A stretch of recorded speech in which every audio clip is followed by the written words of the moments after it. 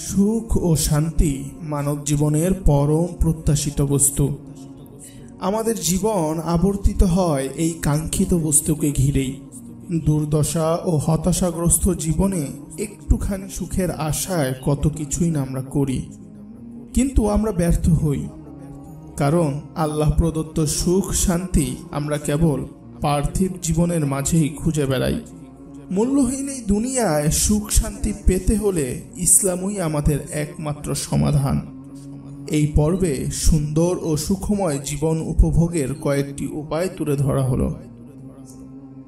কখনো হতাশ হবেন না, সবসময় আল্লাহর প্রতি কৃতজ্ঞ থাকতে হবে। কৃতজ্ঞতার অভাব বোধ থেকেই হতাশার জন্ম। জীবন ও জগতের দুর্বিষহ কিছু সময় মাঝে মাঝে আমাদের হতাশার পথে ঠেলে দেয়, এবং শয়তানও এক্ষেত্রে আমাদের সাহায্য করতে ভালোবাসে। পৃথিবীতে কৃতজ্ঞ হওয়ার মতো অনেক কিছুই আছে আসলে। এই যে এখনো আপনি নিঃশ্বাস নিচ্ছেন, এই ভিডিওটি দেখছেন, এর জন্য কতখানি কৃতজ্ঞ হয়েছেন। আপনার বিনামূল্যে প্রাপ্ত নিঃশ্বাসের মূল্য কি তা কি আপনি জানেন? যে নিউরনে আপনি মন খারাপের বসতি গড়েছেন, সে মস্তিষ্কের ক্ষমতা নিয়ে ভেবেছেন কখনো?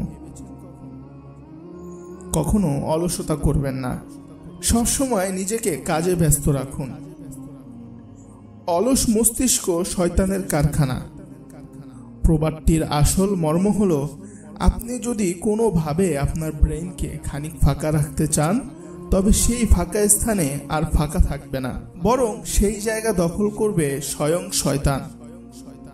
সবসময় কাজে ব্যস্ত থাকতেই প্রশান্তি। এছাড়া আপনাকে আমাকে এমনি এমনি এই গ্রহে পাঠানো হয়নি। মানব সৃষ্টির উদ্দেশ্য নিয়ে গভীরভাবে ভাবুন। নিজের অক্সিজেনের মূল্য পরিশোধ করতে হলেও কাজ করুন। পৃথিবীর কাছে ঋণী হওয়াতে কোনো কৃতিত্ব নেই। এছাড়াও কর্মমুখী জীবনের জন্য আপনার প্রভু আপনাকে নির্দেশ দিয়েছেন। মহান রব্বুল আলামিন বলেন, অতঃপর নামাজ সমাপ্ত হলে তোমরা পৃথিবীতে ছড়িয়ে পড়ো এবং আল্লাহর অনুগ্রহ তালাশ করো ও আল্লাহকে অধিক স্মরণ করো, যাতে তোমরা সফল কাম হও। আল্লাহর উপর দৃঢ় বিশ্বাস স্থাপন করুন। একজন ইমানদার, একজন মুমিনের সবচেয়ে বড় সম্পদ হচ্ছে তার ঈমান।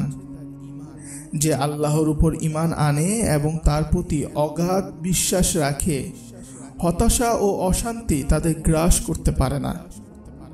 মহান আল্লাহ তাআলা তাদেরকে সুখময় জীবন দান করেন। ইরশাদ হয়েছে, যে ব্যক্তি মুমিন থাকা অবস্থায় সৎকর্ম করবে, সে পুরুষ হোক বা নারী, আমি অবশ্যই তাকে উত্তম জীবন দান করব এবং তাদেরকে তাদের উৎকৃষ্ট কর্ম অনুযায়ী তাদের প্রতিদান অবশ্যই প্রদান করব। সর্ব অবস্থায় আল্লাহর উপর ভরসা করুন। পার্থিব জীবনের যে কোনো কাজের জন্য প্রয়োজনীয় মাধ্যম গ্রহণ করে এর পরিণাম আল্লাহর উপর ছেড়ে দেওয়াকে তাওয়াক্কুল বলা হয়। তাওয়াক্কুল বা আল্লাহর উপর ভরসা রাখা একজন মুমিনের একান্ত কর্তব্য, কারণ এটি তাওহীদের প্রাণ বা ভিত। এর মাধ্যমে আল্লাহর সঙ্গে বান্দার সুসম্পর্ক তৈরি হয়। পবিত্র কুরআনে ইরশাদ হয়েছে, যে ব্যক্তি আল্লাহর উপর ভরসা করে তার জন্য তিনি যথেষ্ট। মহান আল্লাহ যার জন্য যথেষ্ট হয়ে যান, তার জীবনে কোনো অপূর্ণতা থাকে না। আপনার থেকে নিম্ন স্তরের লোকদের প্রতি দৃষ্টিপাত করুন। সুখময় ও সুন্দর জীবন উপভোগ করার গুরুত্বপূর্ণ একটি উপায় হচ্ছে নিজের থেকে নিম্ন স্তরের লোকদের প্রতি দৃষ্টি দেওয়া। এতে মানুষ আল্লাহর নিয়ামতগুলো উপলব্ধি করতে পারে। সাহাবী আবু হুরায়রা রাদিয়াল্লাহু তাআলা আনহু বলেন, রাসূল সাল্লাল্লাহু আলাইহি ওয়াসাল্লাম বলেছেন, তোমাদের চেয়ে নিম্ন স্তরের লোকদের প্রতি দৃষ্টি দাও, তোমাদের চেয়ে উঁচু স্তরের লোকদের দিকে লক্ষ্য করো না। কেননা আল্লাহর নিয়ামতকে তুচ্ছ না ভাবার এটাই উত্তম পন্থা। আল্লাহর জিকির, আল্লাহর স্মরণে মানব হৃদয় প্রশান্ত হয়।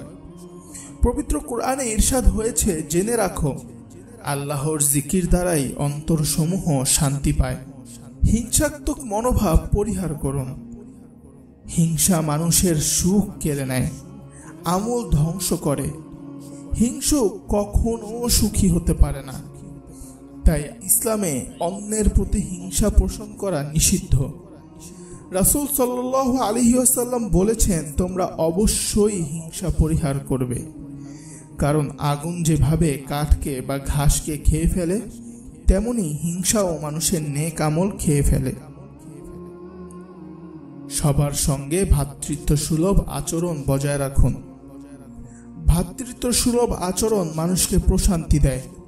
এটি থাকলে মানুষ একে অপরের কল্যাণকামী হয়ে ওঠে।